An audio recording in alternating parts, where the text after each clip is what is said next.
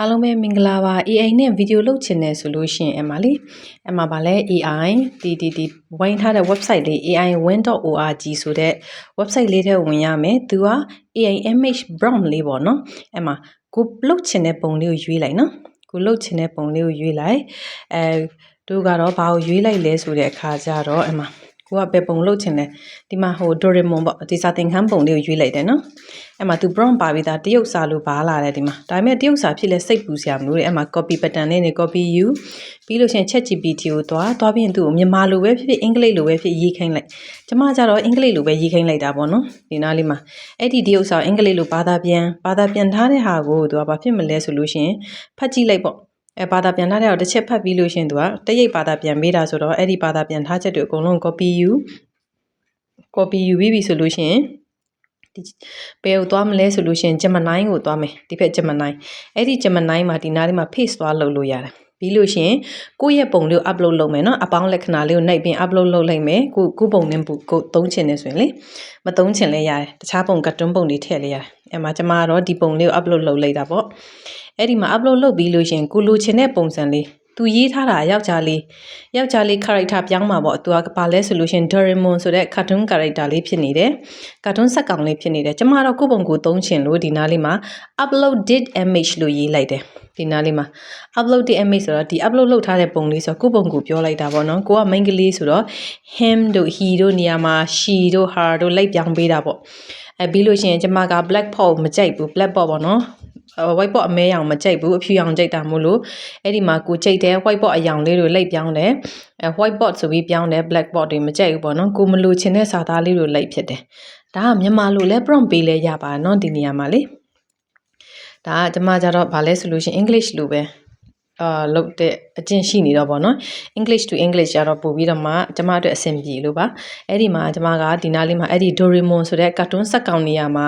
ဒီ upload image ပေါ့ဒီအခု upload လုပ်ထားတဲ့ပုံလေးဆိုပြီးအကုန်လိုက်ပြင်တယ်ပေးထားတဲ့ prompt တွေမှာအကုန်လိုက်ပြင်လိုက်တယ်ညမှာဆိုလို့ရှိရင်ဒါကမလိုအပ်တဲ့ဟာလေးတွေသူကလုံးဝမလုပ်ရမယ့်ဟာလေးတွေအေးအောင်ပြောတာပေါ့နော်အဲ့ဟာလဲကျမကိုမလိုချင်တဲ့ဟာလေးတွေမလုပ်ဖို့လိုက်ပြောပေးတာပေါ့ဒီ cross ချစ်ထားတာတော့ပြီးလို့ရှိရင်ဒီနားလေးမှာကျမတို့ကပုံလေးကို generate လုပ်လိုက်တယ်ပုံမဟုတ်တော့သူကဗီဒီယိုရွေးရတာအဲ့ဒီအောက်မှာဗီဒီယိုဆိုတာရှိတယ်သိလား bro ဆိုရင်တော့8စက္ကန့်လောက်ရတာပေါ့ bro မဟုတ်ဘူးဆိုရင်တော့အဲ့ထက်စက္ကန့်နည်းမယ်ထင်တယ်ဒါဆိုရင်တော့ဒီနားလေးမှာဒါလေးကသူက generate လုပ်တဲ့အခါမှာနည်းနည်းတော့စောင့်ရတယ်ဒီမှာပုံလေးရလာပြီရလာတဲ့အခါကျတော့ဒီပထမပုံမှာကြည့်ကျမတစ်ချက်မေ့သွားတယ်ပေါ့နော်စကားပြောတာမထည့်မိဘူး action ပဲပါတဲ့အခါကျတော့သူကစကားမပြောဘဲနဲ့ဒီ action ပဲလုပ်ပြတယ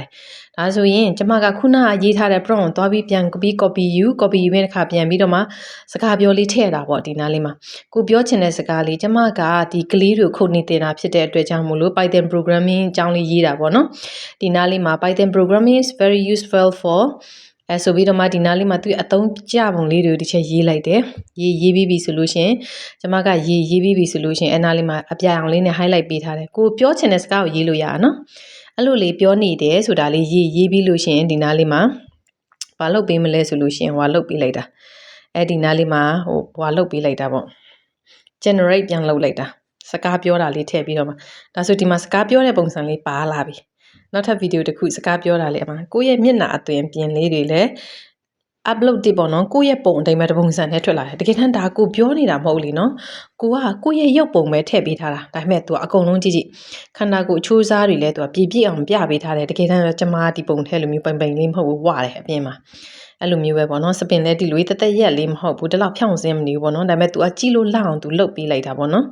အဲ့လိုမျိုးလေးအင်ဂျီဆိုလဲဟိုစားဆိုလဲ तू ကြည့်ကောင်း तू ပါ तू အေးငါနေပြင်ပေးသွားတယ်ဒီမှာဆိုလို့ရှိရင်ကလေးတွေစတင်နေတဲ့ပုံစံလေးအဲ့လိုဗီဒီယိုလေးတွေဒီမှာဆို8စက္ကန့်ပဲရတယ်ဒါဆိုရင်ကျမတို့လိုအပ်တယ်လို့8စက္ကန့်တွင်ပြောပြီးတော့မှဗီဒီယိုတစ်ခုချင်းစီထုတ်ပြီး editing လုပ်ပြီးတော့မှအပုတ်ရှည်တစ်ပုတ်လုပ်လဲရတယ်လေနော်အဲ့ဒီမှာဆိုလို့ရှိရင်ဒီမှာကြည့်အောင် तू ကဒီချေတို့ကကျမတို့ကဒီနားလေးမှာဘာလုပ်ကြည့်မလဲဆိုလို့ရှိရင်ဒီနားလေးမှာ तू ပြောနေတဲ့ပုံစံလေးမှာဆိုလို့ရှိရင်စကားပြောတဲ့ပုံစံလေးပေါ့အဲ့ဒီမှာကိုယ့်ရဲ့မျက်နှာပေါက်ကိုမကြိုက်ဘူးဆိုလို့ရှိရင်အဲ့လိုချစ်စရာကောင်းတဲ့မျက်နှာပေါက်လေးလုပ်လို့ရတယ်ဥပမာပေါ့နော် cute တို့ young တို့ပိုပြီးငယ်တဲ့ပုံလိုချင်လား ချစ်စရာကောင်းတဲ့ပုံလူချင်လား Q တို့ရန်တို့တွေထည့်ပြီး generate လုပ်ကြည့်လို့ရတယ်ဒါနောက်တစ်ခုပေါ့နော်အခုခုနပထမဆုံးခုနပြတဲ့ဗီဒီယိုလေးထဲမှာရှိတဲ့မျက်နှာပေါက်ပုံစံကိုကိုယ့်ရဲ့မူရင်းပုံတိုင်းဖြစ်နေတယ်ဒါပေမဲ့ကိုကသူများကို social media မှာလှလေးပြချင်တယ်ဆိုလို့ရှိရင်မျက်နှာပို့ပြီးလာအောင်ငယ်အောင်လုပ်လေရတာပေါ့နော်ဒီနေရာမှာကျတော့ကျမကရေးတာနည်းနည်းပို့သွားတော့ကိုယ့်ရုပ်ကိုမဟုတ်ပဲနဲ့တအားကြီးကို cute type ဖြစ်ပြီးတော့မှကာတွန်းရုပ်လေးပြန်ထွက်လာတာပေါ့ကျမနောက်တစ်ပုတ်မှာကျတော့ကြည့်အောင်နော်အဲ့ဒီမှာကိုယ့်ရဲ့ပုံစံဖြစ်ကိုလိုချင်တဲ့မျက်နှာပေးပုံစံကိုပြောလို့ရနော်ဒီနားလေးမှာဒါဆိုဒီပုံစံဖြစ်သွားတယ်ကျွန်မကျတော့လေ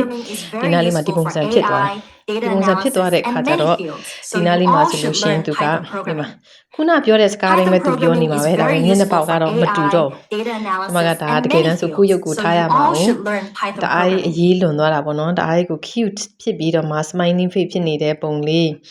ပြီးလို့ရှိရင် sweet ဖြစ်တဲ့မျက်နှာလေးဆိုပြီးတော့မှ English လို့ရေးလိုက်တာရေးလိုက်တော့အဲ့ဒီကိုရဲ့ original ရုပ်ပြောက်သွားပြီးကတ်တုံးရုပ်ဖြစ်သွားတာပေါ့ဒါဆိုရင်ဒီမှာကိုဒီဗီဒီယိုလေးတို့ကြိုက်ပြီဆိုလို့ရှိရင်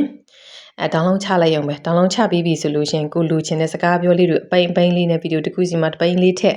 ဒါဆိုရင်ဗီဒီယိုလေးတွေထုတ်ပြီးလို့ရှိရင်ဗီဒီယိုလေးတွေအကုန်ဆက်လိုက်လို့ရှိရင်ကိုလူချင်တဲ့ဗီဒီယိုပုံစံလေးဖြစ်သွားမှာပေါ့နော်ဒါလေးဒါဆိုရင်တော့ဒါလေးဒီပါလဲဆိုလို့ရှိရင်ဒီ AI ပဲအကုန်လုံးအသုံးပြုသွားတာပဲကိုပုံကိုသုံးချင်လေရတယ်ကိုပုံကိုမသုံးချင်လေရတယ်ဒီနားလေးမှာဆိုဥပမာကိုကကိတ်မုံဖုတ်တယ်ဆိုလို့ရှိရင်ဒီထဲမှာကိတ်မုံဖုတ်တဲ့အစားအသောက်ပုံစံလေးတွေရှိတယ်အဲ့ဒါလေးတွေရွေးပြီးပြီဆိုလို့ရှိရင် poster ထွက်ရင်တော့ပိုကောင်းတာပေါ့နော်Python programming is very useful for AI, data analysis, and many fields, so you all should learn Python programming. Python programming is very useful for AI, data analysis, and many fields, so you all should learn Python programming.